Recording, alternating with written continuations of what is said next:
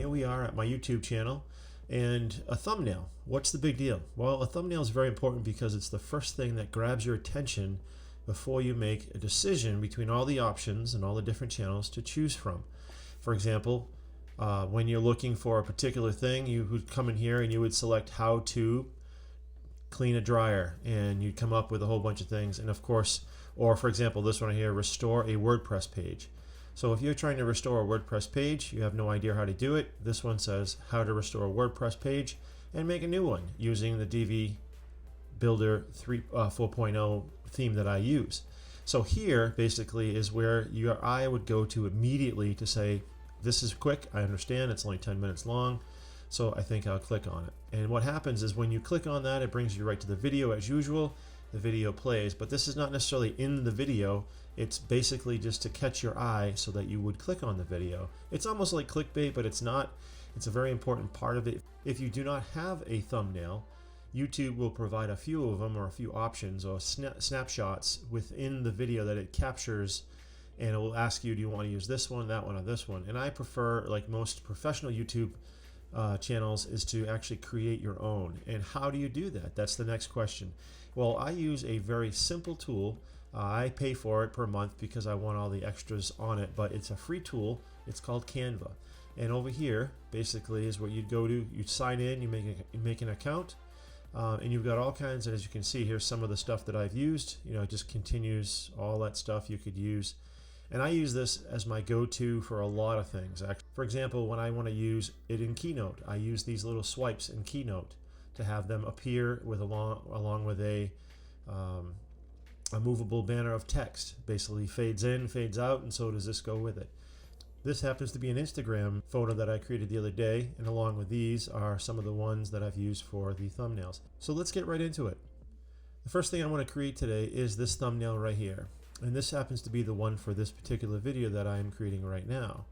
How to make a YouTube thumbnail. But the title of the video will be how to make a YouTube thumbnail using Canva. And from here basically you can either, I'm gonna go over here and click on it just to show you what it looks like. All right, these are all the little assets, and as you hover over each one of them, they have boxes where you can edit them and move things around. But how do you make this? And that's really the key. So what we're gonna do is I'm gonna close this. And I've got another one open here just so because I have a particular amount of fonts that I like, and it's just quickly, once you get set with your fonts, you can easily go back to them. For example, I click on this, it tells me what it is. I click on this font, it tells me what that is. So from here you go to the create a design. And I use this a lot, so it happens to be at the top, but it will definitely be within this navigation tree. So the YouTube channel art, click on that button right there, and it will bring up kind of a blank page ready for you to do whatever you want to do. Now the neat thing about this is you have many different templates, so you don't have to stick to anything that I'm doing whatsoever. You can see there's sometimes different types of things that you could use within the backgrounds. I've actually used this one in one of my video thumbnails. You can add, upload. All right, here's a lot of the things I've uploaded, and as you notice, here's me with my microphone. Here's me with the little tab of the microphone, which I'm actually going to use that one right here. And I'll show you what I'm going to do, which you probably have seen, but I'm going to hide it. And it's going to go into a little different things. That little patch of the microphone I'm going to hide by putting a YouTube photo in there. And some of the things that I've recently used, for example, elements. I've used this one before. So I'm going to put that right there. And again, what you can do here is angle things. I usually put them at about a 6 degree, maybe a 5-degree angle. I bring things down, and you can play with these things. You can play with the opacity. I wanted to take this quick second to remind you to hit the subscribe button and the little bell icon next to it. Each time I get a bright idea, you'll get a notification. Thank you. All right, you can play with the position. So if I want it behind me or in front of me, all right.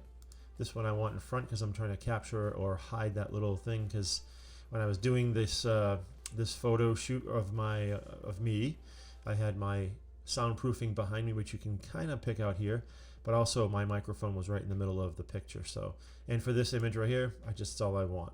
So the next thing I'm going to use, go back down to my backgrounds, and I'm going to use this as a background. All right, and again, you can take this and you can use it as, you can make it lighter, darker. All right, it's pretty neat. And from here we need some text. All right, we're going to put some text here. And this is the neat thing. You can basically put your text, and here it is, but you can drag it up. All right, and you highlight, click, and then it is how to make a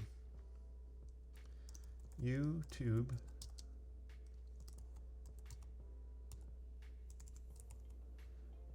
thumbnail. So this is the text that I want, how to make a YouTube thumbnail. Again, I want to put it at a specific degree. All right, and then I also want to move this. So from here, basically what I want to do is I want to change this font right here. And to do that, basically you can come in right up into here and start to pick. Now if you remember correctly, this was called rigid, bold, halftone. So I'm going to click on here and start to put RIG, let it populate it, and there it is. So this is going to be the actual one I want right there, but because it's on a black background, I also want to make it white. So come over here and make this white. All right, and then I have another image that I've uploaded. Inside the uploads, I have a logo that I use all the time, and I like to bring it to about 6 degrees and then move it over just a tad. Now here is the thumbnail that we have, and we can move this around to play a better part. We can also make this longer. All right, and there's a lot of different things we can do. You know, we can make this so it looks like that. You know, make this a little longer. Bring this down here. Again, it's really up to your heart's desire when it comes to these things. They don't necessarily have to be the same, but you are trying to keep something similar to, so people recognize your channel as best as possible, you know.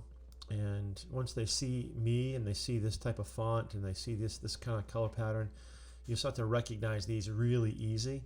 So from here, I think this is pretty much done, you know. So what I'm going to do is click download and then hit the download button. In a few seconds, you'll see it go right into my download folder.